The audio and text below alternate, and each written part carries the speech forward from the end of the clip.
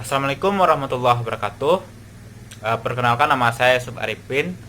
Nomor WP 17 10 11 56 11 00 18. Jadi di video kali ini saya akan mempresentasikan tentang Merdeka Belajar Kampus Merdeka untuk memenuhi syarat dari tugas salah satu mata kuliah saya di semester 6 ini, yaitu kurikulum pendidikan teknik dan kejuruan. Baik, saya tidak akan memperpanjang ceramah saya, langsung saja inilah presentasi saya tentang Merdeka Belajar Kampus Merdeka. Baik, saya sudah di slide presentasinya. Langsung saja saya akan menjelaskan tentang Merdeka Belajar Kampus Merdeka. Kementerian Pendidikan dan Kebudayaan atau Kemdikbud melalui Direktorat Jenderal Pendidikan Tinggi sosialisasikan 5 Peraturan Menteri Pendidikan dan Kebudayaan Permendikbud sebagai payung hukum dari implementasi 4 kebijakan baru Kemendikbud bidang pendidikan tinggi di ruang auditorium Gedung D Kemdikbud, Jakarta pada Kamis 6 Februari 2020. Peraturan Menteri Permendikbud sebagai landasan penerapan Merdeka Belajar Kampus Merdeka, yaitu yang pertama, Permendikbud nomor 3 tahun 2020 tentang Standar Nasional Pendidikan Tinggi. Kemudian yang kedua, Permendikbud nomor 4 tahun 2020 tentang perubahan perguruan tinggi negeri menjadi perguruan tinggi badan hukum.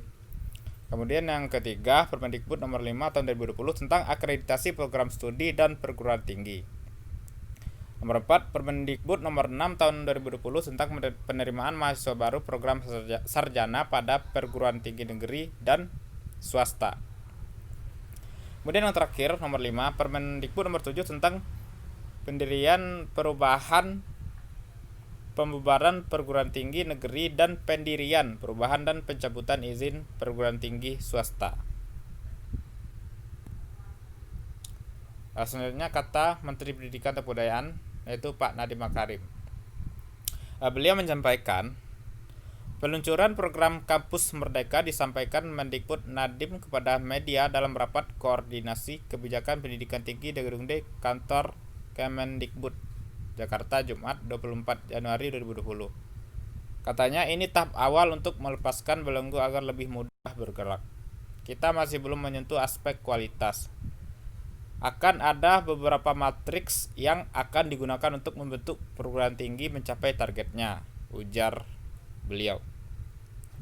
Nadiem menjelaskan, kebijakan Kampus Merdeka ini merupakan kelanjutan dari konsep Merdeka Belajar. Pelaksanaannya paling memungkinkan untuk segera dilangsungkan. Hanya mengubah peraturan menteri, tidak sampai mengubah peraturan pemerintah ataupun undang-undang. Mendikbud menerangkan bahwa paket kebijakan Kampus Merdeka ini menjadi langkah awal dari rangkaian kebijakan untuk perguruan tinggi. Kampus Merdeka mengusung 4 kebijakan di lingkup perguruan tinggi. Yang pertama, sistem akreditasi perguruan tinggi. Dalam program Kampus Merdeka, program reakreditasi bersifat otomatis untuk seluruh peringkat dan bersifat sukarela bagi perguruan tinggi dan prodi yang sudah siap naik peringkat.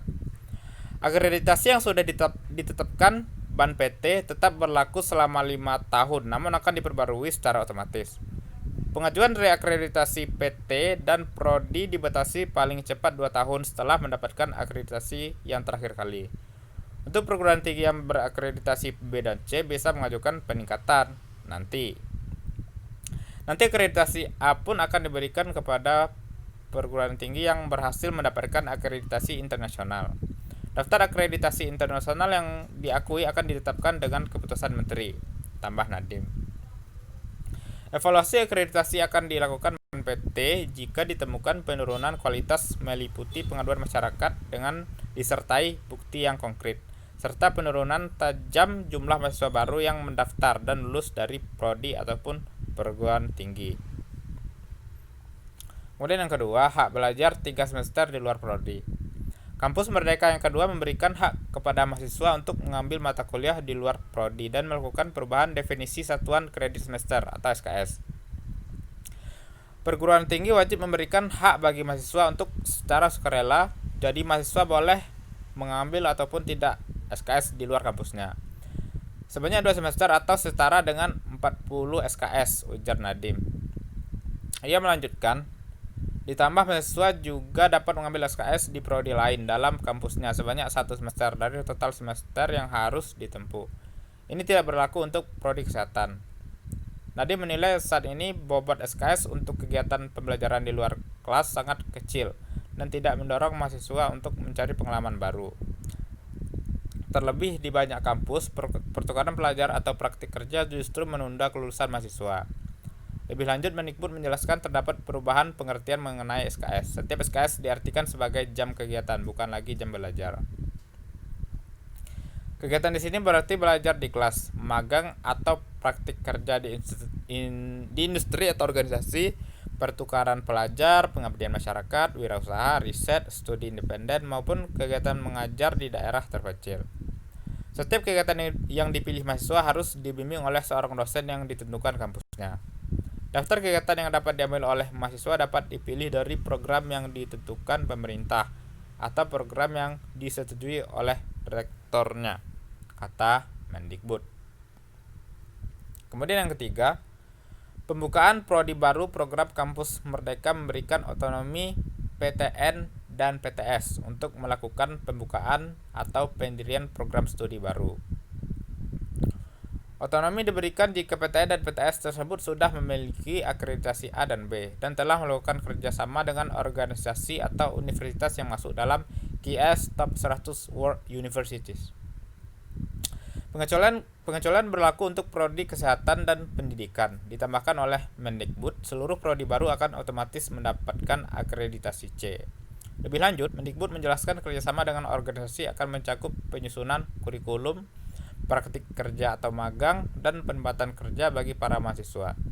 Kemudian Kemendikbud akan bekerja sama dengan perguruan tinggi dan mitra prodi untuk melakukan pengawasan. Tracer studi wajib dilakukan setiap tahun. Perguruan tinggi wajib memastikan hal ini diterapkan, ujar Mendikbud Nadiem. Kemudian yang terakhir, nomor 4, kemudahan menjadi PTNBH atau perguruan tinggi negeri. Kemudian menjadi PTNBH, kebijakan kampus Merdeka. Yang ketiga, terkait kebebasan bagi PTN Badan Layanan Umum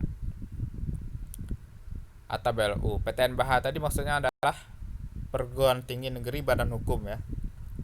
Nah, dan satuan kerja Satker untuk menjadi PTN Badan Hukum PTNBH. Kemendikbud akan mempermudah persyaratan PTN BLU dan Satker untuk menjadi PTNBH tanpa terikat status akreditasi.